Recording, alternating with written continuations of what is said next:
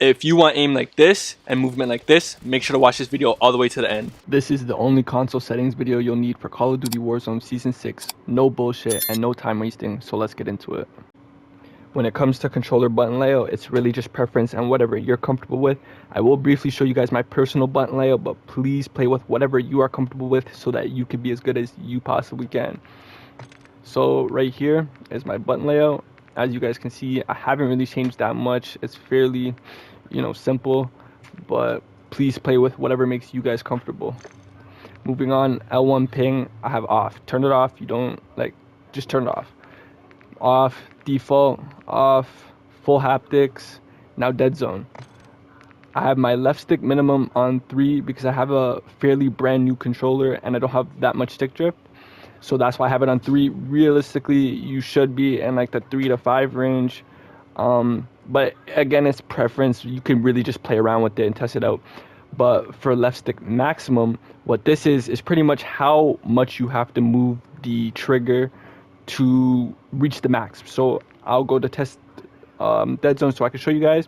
So as you can see, where that bolded line is how far I have to move the stick to reach the maximum, which is going to help me with my strafing speeds. I'll be able to be at max speed faster, and it's just going to help you move better. Right stick minimum and max, you're not going to touch. Well, minimum, if you have stick drift, obviously you're going to play around with it. I don't have stick drift yet, thankfully, so I'm not really going to touch it. Max, you're going to leave this on the max. And then yeah, I just have this on 0.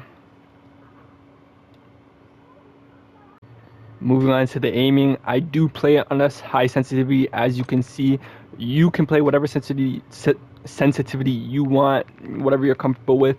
The reason I play with a high sensitivity is just because I like to react fast and move fast. If you want to be like a movement player, you're gonna have to get used to a higher sensitivity. But if you're more looking to hit all your shots and just have like really good aim, you probably keep it around like 6 to 7. I'm pretty sure that's what majority of the pros use. ADS sensitivity multiplier, there you go, you can see it. All of this is really just preference. Aim response type I have on dynamic. It's the best. Put it on dynamic. We don't even need to talk about it. Just put it on dynamic. Just scroll through here. Here to aim assist type, stay away from precision and focusing. Either Black Ops or default. It's really just preference. Test it out. See what you like. I have mine on Black Ops. It works for me, so I use Black Ops. But stay away from precision. Stay away from focusing. And that's it.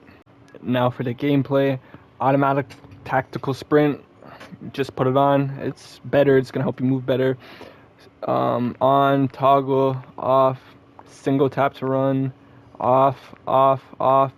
Now slide / dive behavior, switch it to hybrid. It's gonna help you for BO6, and it's just better. It's gonna take a little adjusting to. I recently just switched this on, but you just put it to hybrid. All it is pretty much is it's gonna allow you to slide and dive, and pretty much when you want to dive, you're just gonna have to hold your left stick and right stick at the same time, and you will dolphin dive. And then whatever your slide button is, your regular slide, it'll just be regular. Plunging underwater, free, off, on, mantle only, manual, hold. All of this doesn't really matter, but I'll just go through it quickly. You guys can see it. ADS down button on. Now for interact / reload behavior, prioritize interact. Just switch it. It's better. It's gonna help if you watch any settings video. It's either gonna be prioritize interact or prioritize reload. Me personally, I prioritize interact. Armor plates, apply all. It's just a setting you have to have. And yeah, the rest isn't really that important, but you guys can see it. And there you go. Moving on to the graphics, I have this on minimal. Motion blur, turn this off. You don't want this on, it's just turn it off. Off. Film grain 0, off. I have this on. I play on a console. I don't have PC, so all that PC stuff, you're probably just gonna have to find another, not probably, you're gonna have to find another video. But these are just the best console settings. So this I have on 90. Efficiency, for field of view, it's preference. I have mine on 115.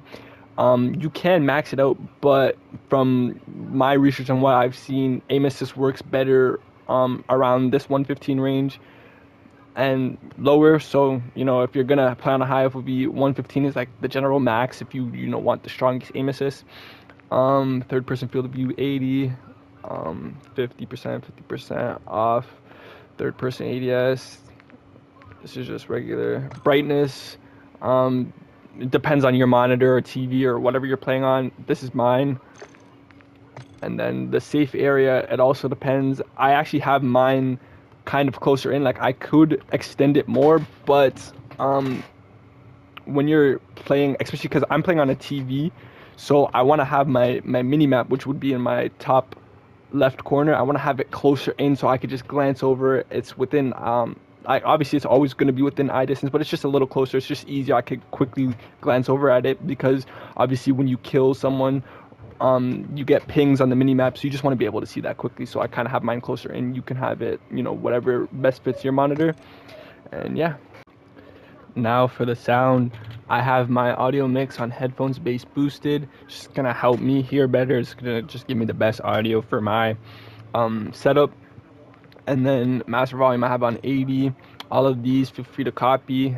I don't know what the point on having gameplay music volume on. If you want to have it on, you can have it on, but feel free to copy. And then majority of these are just personal preference. You can copy these if you'd like. It's just, like I said, the best settings. It's just gonna help you play the game as best as you possibly can. And yeah. Now finally, the interface settings.